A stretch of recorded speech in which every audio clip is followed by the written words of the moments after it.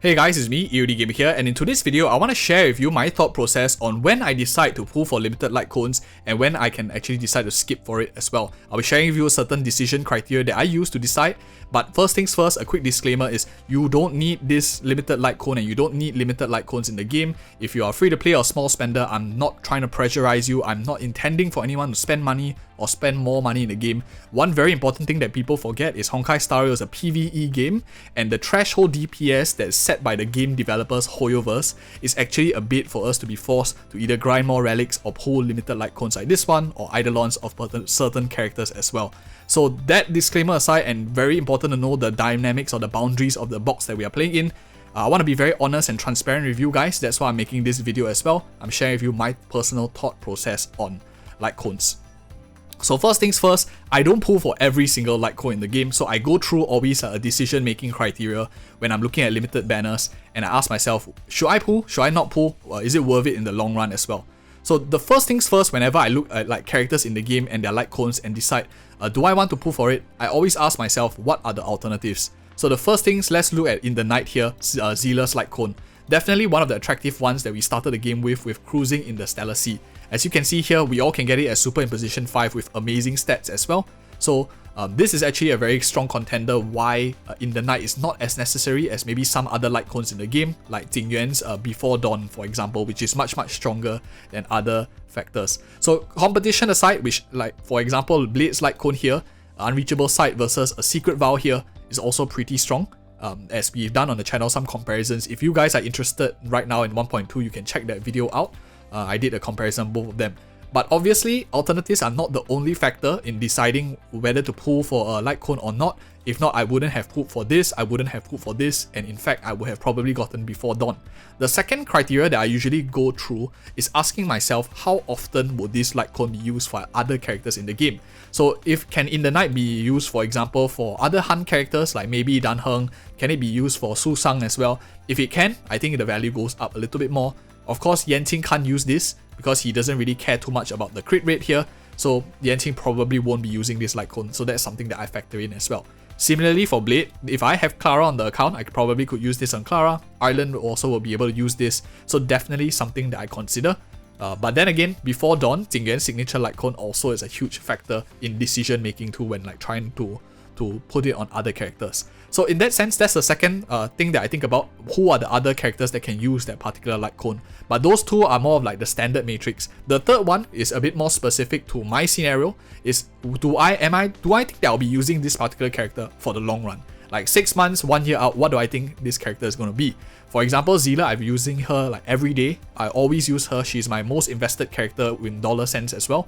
And definitely that is good value for my account. But Blade versus Jingyuan, on the other hand, you can see there is a clear discrepancy. I already stopped using Jingyuan and I'm still using Blade continuously. I even decided to invest in his Lightcone here too. So why do I do that? If I see that the character is going to be still relevant in the meta for 6 months to 1 month later or 1 year later, I will invest in a particular character, especially if it's of a DPS character. Let me talk about the DPS support in a little bit, but first I'm going to just give a brief overview on Blade as a character. I already talked about the reasons why I think the issues surrounding his kit in the other video on the channel. Is Blade good or is Blade worthy? You can check it out if you're interested in the full details. But basically, long story short, I think Blade is going to be relegated to a secondary DPS role, but relegated to a second DPS role for many teams. He doesn't consume skill points, which means that you can use your skill points for other DPS characters like Zila and stuff like that. Very reliable in that sense, where he's a bruiser type concept. Bruisers are basically like tanky characters. As you can see, he's like 6.3k HP. Very tanky characters that has some sort of self-sustain in his kit and able to work very well with a lot of other main DPSs who are maybe a bit more selfish. Blade is not selfish at all. In fact, he's more or less like he's isolated, I would say. He doesn't really care too much about buffs because he scales more of HP rather than attack percentage. He doesn't really care too much about your skill points in your team. Your main DPS can use all of it, he doesn't really care. So those are like some thought process when I'm looking at the character that is using the Lightcone. Are they versatile enough to be able to utilize the money that I'm going to be spending here for many different situations? And I do think Blade is an example of one of them. Another thing, of course, you need to consider is alternatives to the 5-star character itself, because you don't want to just like For example, if you pull Jingyuan and you like Kafka more, you put Kafka in and then Jingyuan is no longer as relevant, you waste that whole Before Dawn as well, especially if you're not playing Erudition. So that's kind of like the third thing I think about whether the character itself has competition and whether I'm going to be using the character in the long run. The fourth thing that I actually think about is if it's a support or a DPS.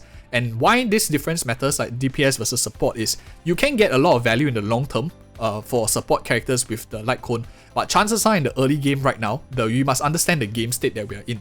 If you are in the early game, the most difficult thing is DPS check. And in order to solve DPS check, it's not by buying a limited light cone for a healer.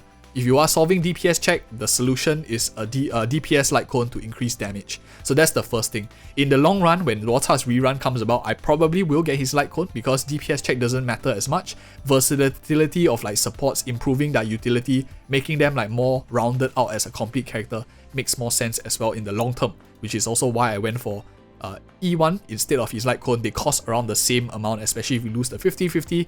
This increases DPS directly of the whole team.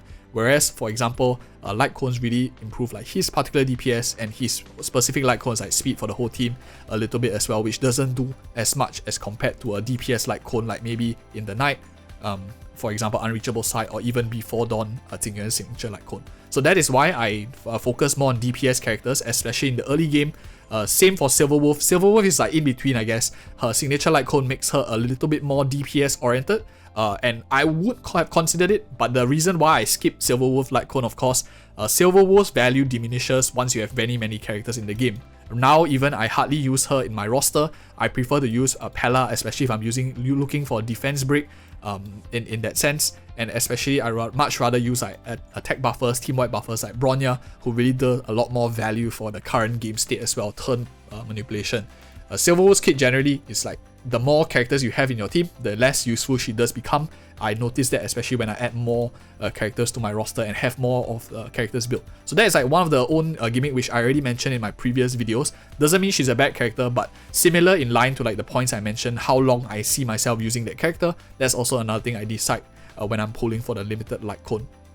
Of course, these four things are more like current now and what I predict. The fifth most important thing is, I think, the key issue, and that is, would you see yourself, the character, going to be power creep in future as well? If, for example, I already know that it's going to be a wind type destruction character that's coming out in future, or maybe a wind type hunt class that I can see him being relegated completely to a not even useful role, then in that case, definitely will never pull on that character.